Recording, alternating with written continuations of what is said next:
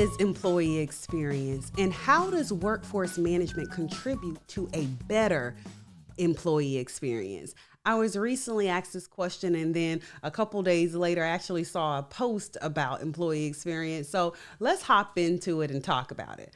First of all, I think it's super important that we know what employee experience actually is. What are we actually talking about? Because many times organizations talk about employee experience and they think that a pizza party is employee experience. Let me stop you right there. Employee experience has 3 elements. And while we appreciate your pizza parties, thank you, right? We really want to get to the core of what employee experience actually is. So let's talk about it.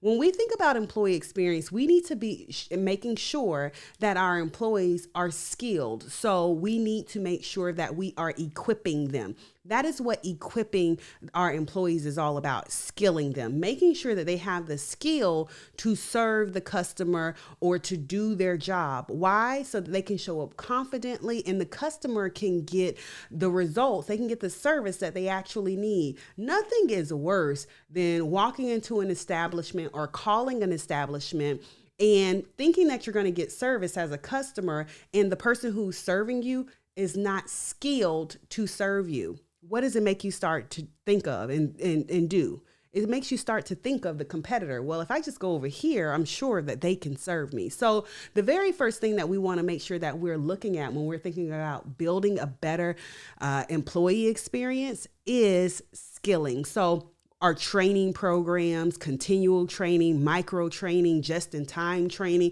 that's a big topic by itself. So that's one pillar of employee experience.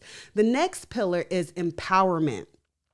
Many times people use equipping and empowering as the same thing, and they're not the same thing. Equipping has to do with skilling, and empowerment has to do with the authority to use that skill. Imagine an attorney knowing the law, but not having the power to actually practice law, or a judge knowing the law and being able to make decisions, but not being able to actually his decision meaning anything, right? That's many times what happens in organizations where, a customer goes into a business and they're asking for particular things and the employee's like, well, I know this is the path and this is what you need, but I got to transfer you to this department. I can't do this, right? Or you get to that department and they're like, oh, I got to submit a ticket because I don't have the authority to help you on this matter, right? And so part of employee experience is also now empowering, making sure that we skill our employees, but we also give them the power and the authority to act on the skill set that we've now invested so heavily in making sure that they have.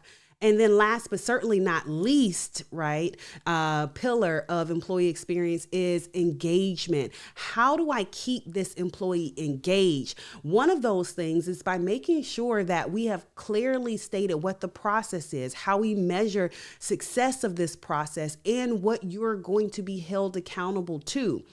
Doing these types of things are what allow an employee to know exactly where they are in the process, in the organization, what value they add, and how they contribute to the overall success of the organization. Many times organizations are failing when it comes to employee experience and improving the employee experience because the employee doesn't feel like they have any, stake in, they don't have any buy-in. They're like, I'm just here to do my job, right? Because they're poorly skilled. They haven't gotten the proper training. You just kind of threw them on the phones or threw them into the process on the assembly line or whatever the thing is, right?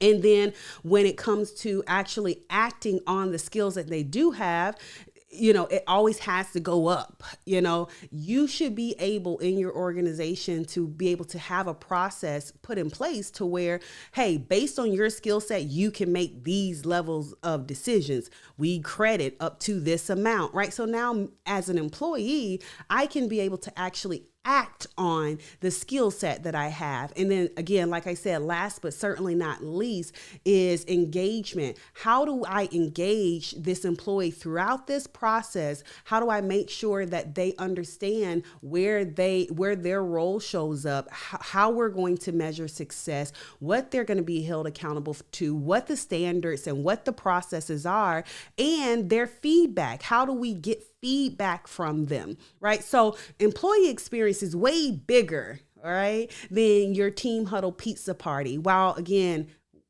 we appreciate it, maybe, right? Right? We have to really think bigger. And now, so the latter half of the question is, now, how can workforce management contribute to a better better employee experience? And that is when we think about what workforce management is, right? Making sure we have the right people in the right place at the right time.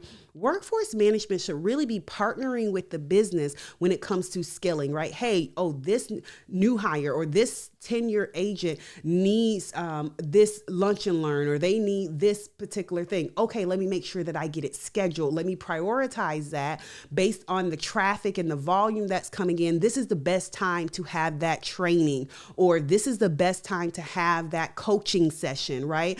And so as workforce management people, we have to partner with the organization to ensure that we are helping to contribute to the overall employee experience and engagement. Okay. And that's just one way workforce management contributes to the overall employee experience and improving it. So partnering with the business to understand really what the goals are around equipping, empowering, and engaging, and making sure that the business has you as a partner to be able to help push those initiatives forward. Until next time, you guys go be great. I hope this tip was helpful. If you have any more questions, you know I love answering these questions. Make sure you submit them. Leave me a comment. Do you agree?